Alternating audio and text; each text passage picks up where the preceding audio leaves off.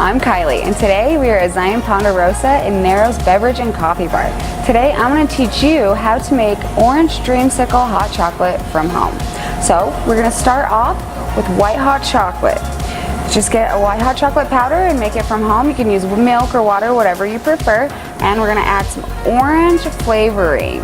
We use a certain brand, but you can use whatever kind you'd like. So we're going to start off with our hot chocolate. Just add 2 pumps of orange flavoring.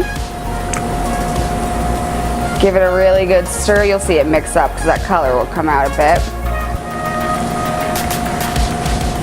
And then optional, I always like to add some whipped cream on top, but it's completely up to you.